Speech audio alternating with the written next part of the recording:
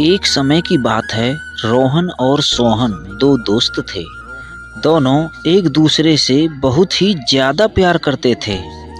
दोनों एक साथ घूमते और दोनों कहीं भी जाते तो दोनों एक साथ ही जाते। एक दिन की बात है, दोनों जंगल में घूम रहे थे और वहाँ पर एक शेर आ गया और शेर ने उन दोनों को जान से मार दिया। लेकिन दोनों की लाइफ यहीं ख़त्म नहीं होती है। इसके बाद उन दोनों का जन्म एक राजा के यहाँ पर हुआ और दोनों एक साथ पैदा हुए।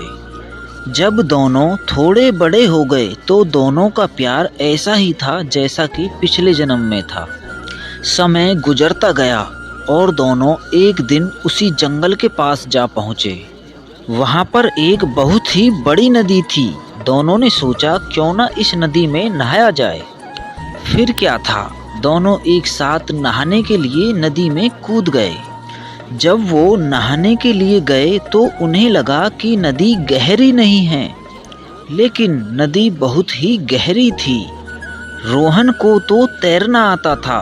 रोहन किसी भी तरह से नदी से बाहर निकल गया, लेकिन उसका भाई जिसे तैरना नहीं आ रहा था वो नदी में डूबने लगा। रोहन जल्दी से बाहर गया और उसने एक पास पड़ी लकड़ी का गुटका फेंका, लेकिन वह गुटका भी उस तक नहीं पहुंचा। रोहन परेशान हो गया। उसको कुछ समझ में नहीं आ रहा था कि क्या करूं। तभी वहां कुछ सैनिक भी आ गए। अपने राजकुमार को डूबता देख वह हैरान रह गए और जोर जोर से रोने लगे। सब लोग अब यही बोलने लगे कि अब राजकुमार बच नहीं पाएंगे। रोहन का रो रो कर बुरा हाल हो गया था। उसको कुछ भी समझ नहीं आ रहा था। कुछ देर से वो वहीं बैठा था। तभी उसके पीछे से एक आवाज़ आई, रोहन रोहन। रोहन ने पीछे देखा तो उसका भाई उसके सामने खड़ा था। अपने भाई को देखकर वह गले लगाकर रोने लगा। फिर पूछा कि तुम बचे कैसे।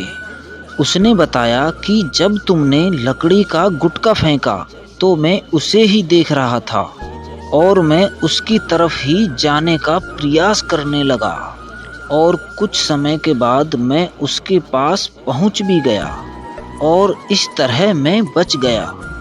दोस्तों, इस कहानी से हमें ये शिक्षा मिलती है, अगर अपने आप पर पूरा भरोसा हो तो आप जीवन में कुछ भी कर सकते हैं।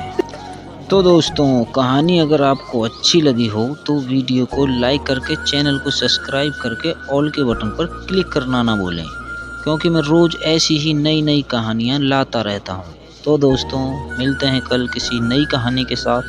जब तक के लिए जय हिंद, जय भारत, वंदे मातरम।